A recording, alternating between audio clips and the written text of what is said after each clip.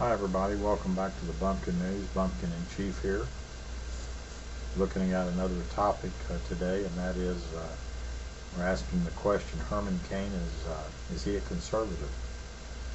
You maybe ask me, why are you picking on Herman Cain and some other people in the talk show business? Well, they're out there and they get to a lot of people and influence a lot of people's thinking, and here I am, a little nobody bumpkin, sitting here doing these little YouTube videos that not a lot of people watch, but we want to provoke thought, get you to thinking about some things, and quite possibly we don't have the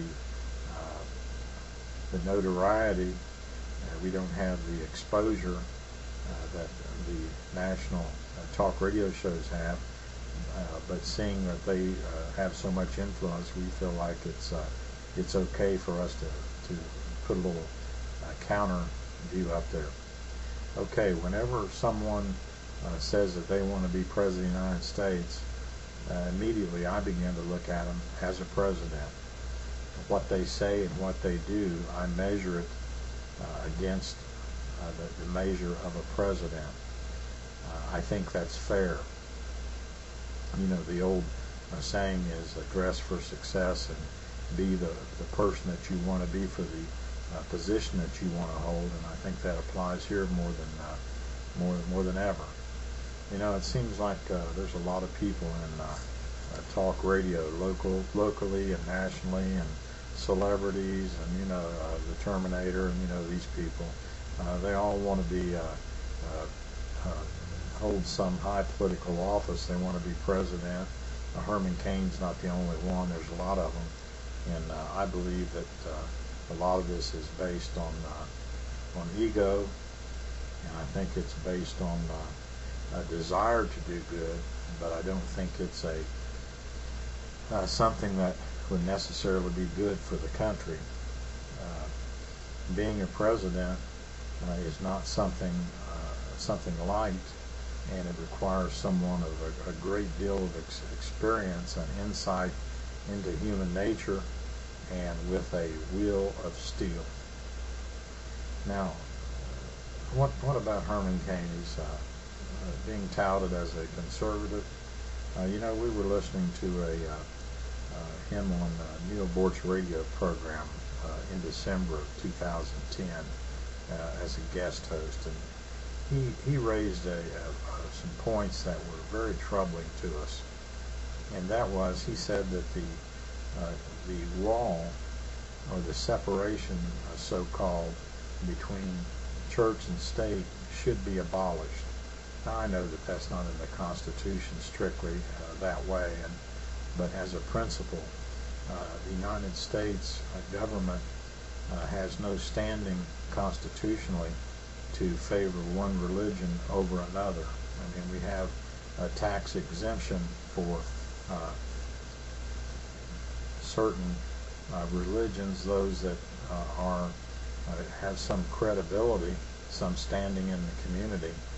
They are tax exempt, and that means that they can worship according to the dictates of their conscience without having to pay any taxes to the government. They're free. Go to your house of worship, worship in your home, worship on your property. It's up to you. It's a freedom that we have. It's tremendous. I believe it's God-given, that we enjoy the wonderful freedoms that we have in this country. But when you start talking about community property, you're dealing with something that belongs to everybody. In other words, I can't go to the U.S. Post Office and get my sign painters down there and paint a 10 by 12 sign on the side of the building. Hey, check out the Bumpkin News on YouTube. Why not? Because if I can do it, everybody can do it. That's a place of business. It belongs to all of us, and it's to serve us in a certain limited capacity. And so Mr. Cain, he says that in a community, if the majority of the people in the community desire to put a religious display on government property, That's okay because, quote, they don't mean to offend anybody, unquote. Now, I don't know about you, but I think that when we're dealing with liberal thought, that's what we get. Yeah, we don't mean to be offensive. We mean well. And when you hear a lot of these liberals come up with these kind of statements, you think about the disasters that are caused simply because they mean well. Well, my child was he was getting a little bit unruly and I cut his head off, but I really didn't mean anything bad. I meant well. I thought it was for the good of the family to have a little peace and quiet. Well, that's not going to get it. I know that's an extreme example, but you see what we mean. It's not the intention that's we're looking at. It's the law. It's the Constitution. It's the principle. It's the end result that we're looking at here. And that's what conservatism is interested in. That's what a conservative is. I know because I'm a conservative, and I can spot non-conservatism to a pretty good degree of accuracy. So the majority of the community determines what religious display is going to be placed in government properties, according to Mr. Cain. I think that's fundamentally wrong. That's fundamentally flawed because my tax dollars should not go to support any religious display and anything that like that should be done, as we said, in a house of worship on private property. You can put your own dollars to whatever you want, but my dollars I don't want going to religions that I would disagree with.